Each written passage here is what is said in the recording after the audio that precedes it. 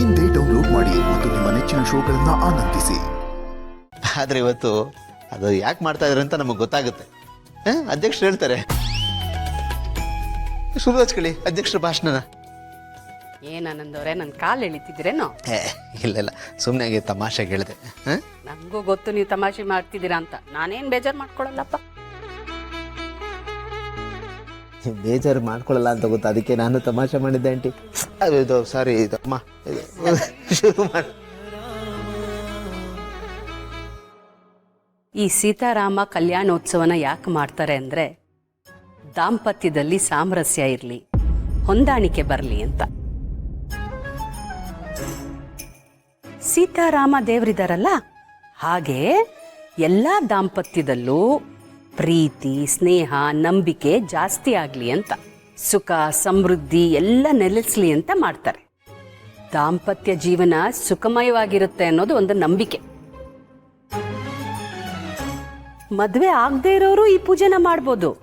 ಹಾಗೆ ಮಾಡಿದ್ರಲ್ಲಿ ಅವರಿಗೆ ವಿವಾಹ ಪ್ರಾಪ್ತಿ ಬೇಗ ಆಗತ್ತೆ.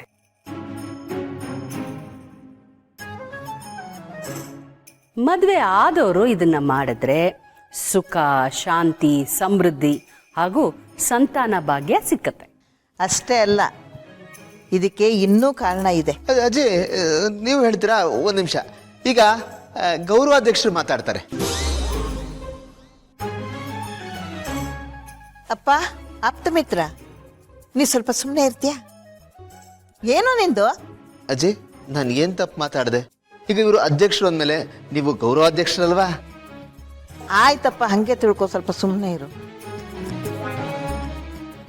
ಸರಿ, ಈಗ ಎಲ್ಲರೂ ಕೇಳಿಸ್ಕೊಳ್ಳಿ. ಈಗ ಇದ್ರ ಮಹತ್ವ ಏನು ಅಂತ ಹೇಳ್ತಾರೆ. ಅಪ್ಪ, ಮಕ್ಕಳು ನೀವು ಕೇಳಿಸ್ಕೊಳ್ಳಿ. ಇಂದಿನ ಮಕ್ಕಳೇ ನಾಳಿನ ಪ್ರಜೆಗಳು. ಹೇಳಿ, ನನಗೆ ಮೊಮ್ಮಕ್ಕಳಾಗ್ತಾರಲ್ಲ, ಅವ್ರಿಗೂ ಹೇಳಕ್ಕೆ ಬೇಕಾಗುತ್ತೆ. ಅಯ್ಯೋ ಪಟಿಂಗ್ ಮುಂಡೆದೆ, ಎಷ್ಟು ಮಾತಾಡ್ತೀಯೋ? ಏನ್ ಭೂಮಿ ಇದು?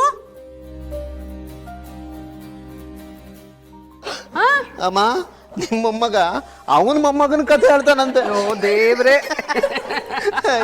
ಸರಿ, ಶುರು ಹಚ್ಕೊಳ್ಳಿ ಅಮ್ಮ. ಈ ಸೀತಾರಾಮರ ಕಲ್ಯಾಣ ಪೂಜೆಗೆ ನಮ್ಮ ಸಂಪ್ರದಾಯದಲ್ಲಿ ಅದರದೇ ಆದ ಮಹತ್ವ ಇದೆ.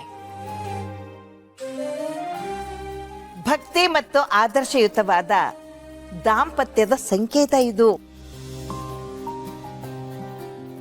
ಈ ಕಲ್ಯಾಣ ಮಹೋತ್ಸವನ ಆಚರಿಸೋದಷ್ಟೇ ಅಲ್ಲ, ಕಣ್ಣಿಂದ ನೋಡಿದ್ರು ಸಹಿತ ಅದಕ್ಕೆ ಪುಣ್ಯ ಲಭಿಸುತ್ತೆ.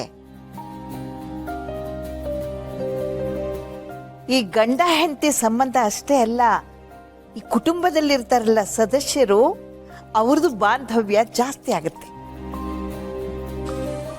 ಆ ಕುಟುಂಬಕ್ಕೆ ಸಮೃದ್ಧಿ, ಅಭಿವೃದ್ಧಿನ ತಂದ್ಕೊಡುತ್ತೆ.